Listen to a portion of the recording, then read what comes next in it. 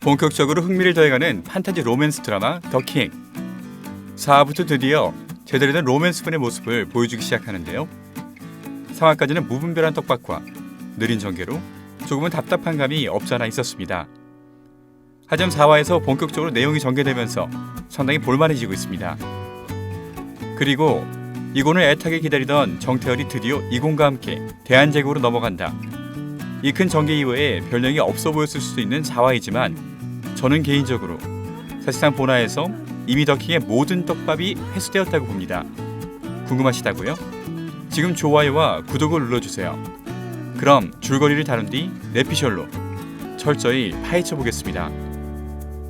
대한제국의 황실을 너무 오랫동안 비웠던 이곤. 드디어 맥시무스를 타고 차원의 문을 넘어 다시 대한제국으로 되돌아갑니다. 때마침 들이닥친 구총리에게 자신이 황실을 비운 것을 안다는 이유로 생색내지 말라며 엄포를 합니다. 장례식과 같은 대회 행사에 참석하여 모습을 비춤으로써 궁지에 몰린 황실을 구합니다. 그리고 당속인 이종인을 찾아가 미심쩍은 이림의 사체 부검 결과에 대해 의문을 던집니다. 대한민국 정태열 형사에게는 더 많은 일들이 벌어집니다. 국과수에서 이곤의 소지품 중 발견되었던 대한제국의 화폐를 검사한 결과를 가져오고 화폐를 만드는 재질, 기술 등이 모두 대한민국의 진짜 화폐와 완벽히 일치한다는 사실을 알게 됩니다. 또한 우연한 계기로 신분증을 분실하는 정태열은 이곤이 8살 때 주었던 신분증과 동일한 날짜인 11월 11일에 동일한 머리 스타일과 의상이 들어간 신분증을 재발급받게 됩니다. 이로써 이곤을 마냥 의심할 수는 없는 상황. 다시 정태열을 만나기 위해 대한민국을 돌아온 이곤의 말에 올라탄 정태열. 그렇게 둘은 차원의 문을 넘어 대한제국으로 이동합니다. 지금부터 뇌피셜입니다. 사실상 본화에서 이림의 모든 음모가 밝혀졌습니다. 이림은 대한제국의 주요 요직을 차지하고 있는 모든 인원을 대한민국의 도플갱어와 바꿔치기 하려는 것으로 보입니다.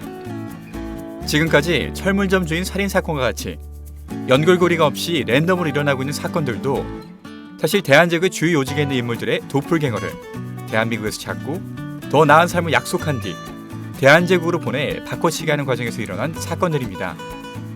이 과정에서 걸림돌이 되는 모든 인물들, 즉 대한제국에서 강제로 대한민국으로 보내져 버린 주요 인물들이 협조하지 않을 경우 그들을 살해했던 것이고, 대한민국에서는 서로 연결고리를 갖고 있지 않은 인물들이었기 때문에 랜덤한 살인사건으로 보여줬던 것입니다.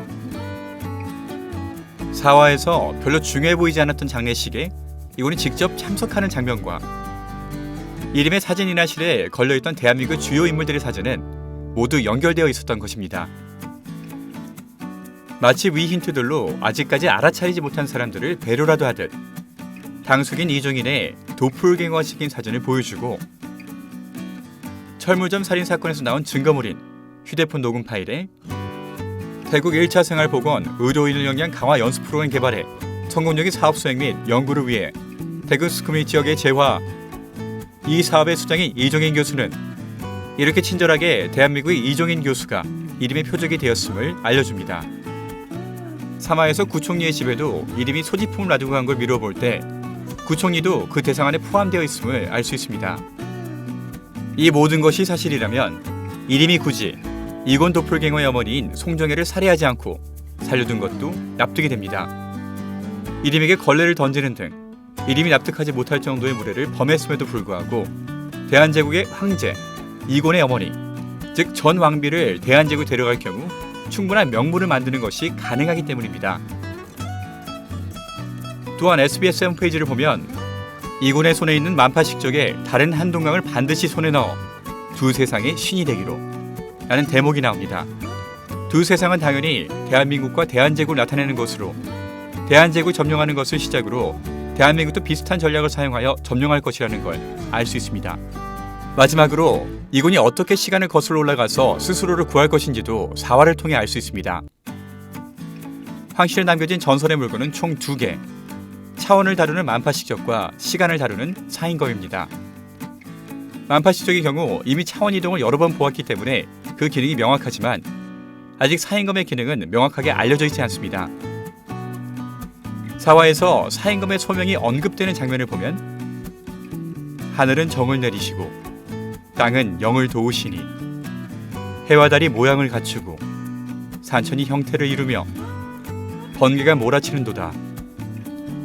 현자를 움직여 산천의 악한 것을 물리치고 현미한 도리로서 베어 바르게 하라.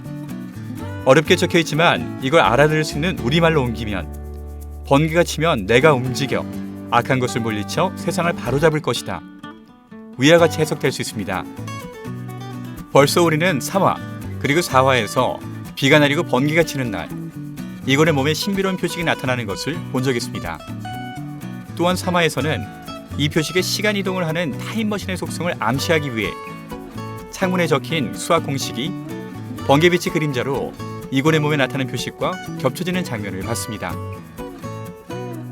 아무나 사인검을 쓸 수 있는 것이 아니며 오로지 황실의 적통, 이곤만이 이를 사용할 수 있다는 것을 알 수 있는 만큼 미래의 이곤이 사인검을 사용하여 악으로 인해 뒤틀린 세상을 바로잡는 희망의 씨앗을 뿌릴 거라는 것을 알 수 있습니다.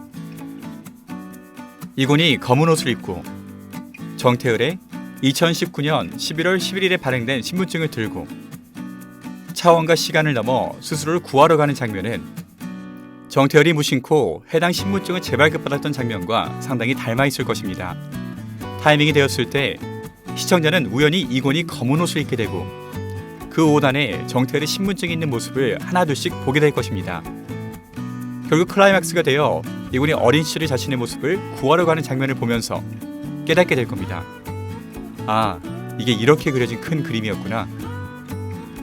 에피소드를 많이 담다 보니 전적 미드 시점을 펼칠 시간이 많이 없었던 4화였습니다.